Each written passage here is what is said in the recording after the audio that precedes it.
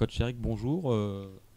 Vous en avez terminé avec les matchs de préparation le week-end dernier, malheureusement par deux défaites. Quel bilan global tirez-vous de ce retour au parquet? D'abord, beaucoup de plaisir de retrouver une équipe, nos supporters, et puis la compétition.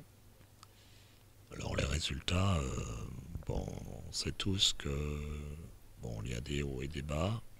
Dans les matchs de préparation, on a dû, comme beaucoup d'équipes, composer avec des absences. Mais on peut aujourd'hui déjà dire que l'état d'esprit est excellent, que défensivement l'équipe à cette période de la saison est plutôt dans les clous. Offensivement, on est largement en retard, mais ça on le savait, surtout du fait des arrivées extrêmement tardives de certains joueurs majeurs. Alors justement, concernant le mercato estival, les mouvements ont été nombreux comme chacun sait. Est-ce que vous êtes satisfait des recrues attirées? Vous savez, oui, je viens de dire que l'état d'esprit était excellent. Après, on jugera la valeur des joueurs et de l'équipe après quelques matchs officiels. Aujourd'hui, on n'a jamais fait un match au complet en 8 rencontres. Donc, ça serait injuste de tirer des enseignements individuels, voire même collectifs, sur le groupe, puisque les joueurs n'y peuvent rien s'il y a eu des problèmes de visa, des problèmes de blessures ou des retards. Donc, il faudra attendre un mois et demi pour se faire une idée plus précise de la valeur du cru 2018-2019. Au-delà des petits soucis administratifs dont vous parliez, on sait que le physique des joueurs a été mis à rude épreuve. Quel est l'état des troupes à 4 jours du coup d'envoi de la saison? Bah, on espère être le plus proche de l'effectif complet. On a un gros doute sur Jack Rocket au moment où nous parlons. Après, tous les autres joueurs s'entraînent. Donc, on est à 90% de l'effectif au complet à ce jour. On espère qu'il va gonfler à 100% d'ici le match difficile à Boulazac contre un concurrent direct au maintien. Et on n'espère pas justement qu'on va descendre cette barre de 90% pour avoir malheureusement des absences supplémentaires. Mais bon, ça on le saura que samedi matin à la première heure. On saura si l'effectif est quasi au complet ou pas. Évoquons justement ce match de Boulazac où vous serez attendu ce samedi. C'est une équipe qui a été reléguée sportivement en Pro B avant d'être repêchée. Quel est votre sentiment sur ce premier déplacement qui lance la saison? Bah, évidemment, on aurait préféré les recevoir, mais le chaudron n'étant pas disponible, on a dû jouer à l'extérieur. On doit jouer à l'extérieur cette première journée. Ce qui est compliqué, c'est ensuite de recevoir des gros avec Strasbourg, avec Limoges, et après d'aller au Mans. Donc ça nous fait sur les 4 premiers matchs, 4 matchs très très difficiles qui peuvent casser un petit peu la confiance d'une équipe en reconstruction et en début de saison. Donc il faudra être indulgent auprès des joueurs parce que le calendrier est fait avec tous ces aléas. Mais si on arrivait à faire un ou deux coups parmi ces 4 premières journées en jouant une équipe chez elle et puis ensuite trois équipes qui vont jouer le titre entre Limoges, Le Mans et Strasbourg, c'est pas un début comme on aurait espéré, surtout dans les conditions actuelles. Mais bon, c'est comme ça, il faut passer par là et on peut aussi créer quelques exploits comme le Portel a l'habitude d'en faire. Donc espérons que qu'on sera dans cette dynamique. Alors justement, j'allais y venir au-delà de ce déplacement à Boulazac, comme vous le disiez, il y a Strasbourg, il y a Limoges, il y a le champion. Est-ce qu'on peut dire qu'impossible n'est pas Portelois? Il faudra des grosses ressources pour démarrer fort cette saison. Oui, tout à fait. Alors j'aurais bien aimé avoir l'équipe au complet avec de vrais entraînements à 100% du groupe, ce qui ne sera pas le cas vraisemblablement. Donc on verra, mais il ne faudra pas une nouvelle fois que les supporters jugent l'équipe sur ces 4 premiers matchs, parce qu'on sera loin du niveau que l'on aura dans la saison. Qui plus est avec un effectif modifié à 60%. Donc beaucoup de joueurs qui découvrent la Pro A, qui apprennent les principes qui sont les nôtres.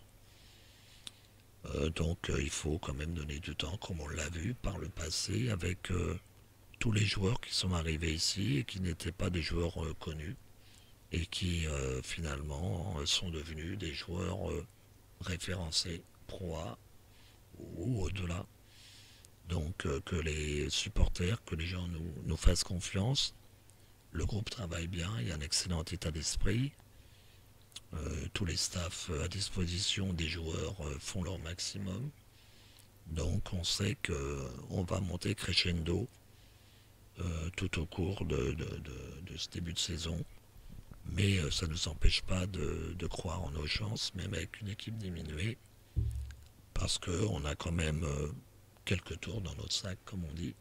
Et que quand on est compétiteur, eh bien ma foi qu'on joue avec 8 ou 10 pros, un match reste un match et tout est possible. L'engouement du public pour l'entraînement, l'Ibis Cup, aura été intéressant. On en est grosso modo à 85% du chaudron occupé par les abonnés. Est-ce qu'on peut dire que plus que jamais le SSM aura besoin de son public pour poursuivre sa progression? Oui, c'est un fait.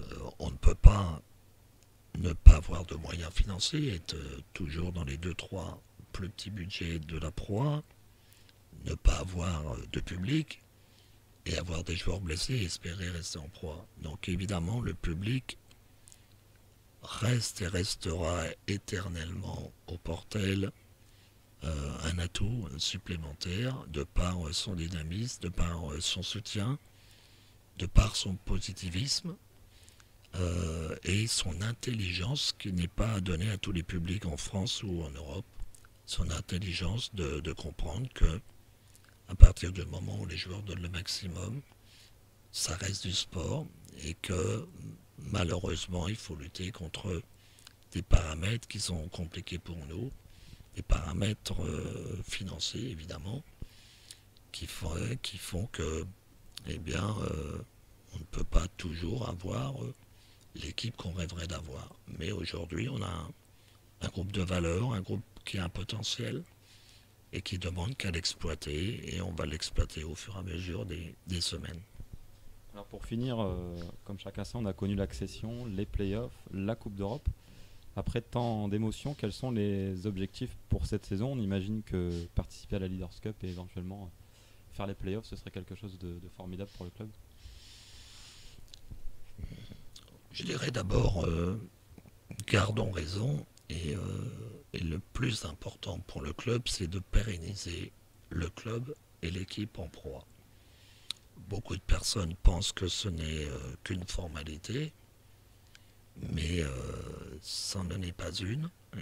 Ça demande un gros travail. Il faut savoir qu'on n'a pas investi dans l'équipe plus que la saison passée. Donc on reste en termes de finances au niveau des joueurs sur une enveloppe identique. Donc il faut absolument que tout le monde se convainque que le maintien reste l'objectif numéro un. Ensuite, il est vrai que les 2 premières années en Pro A, en Jeep Elite, ont démontré que très vite, les joueurs recrutés, le collectif mis en place, la meilleure défense du championnat il y a 2 ans, la deuxième meilleure défense du championnat la saison passée, nous ont permis de nous maintenir, on va dire, plutôt facilement.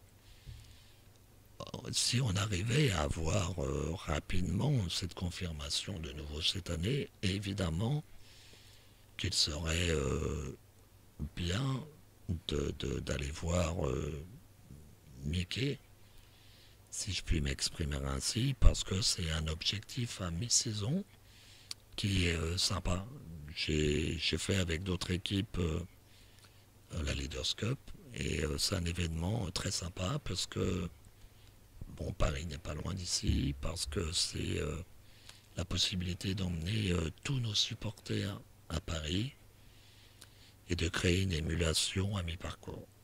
Donc oui, ce serait un objectif agréable à découvrir. Et puis évidemment, après, quand on a goûté les playoffs, ça serait la cerise sur le gâteau, d'être capable de nouveau, 2 ans sur 3, d'être capable de finir dans le top 8. Mais aujourd'hui, au moment où on se parle, on est très très loin de ces objectifs-là par rapport à tous les problèmes que l'on rencontre et l'incertitude du niveau que l'équipe a à ce jour.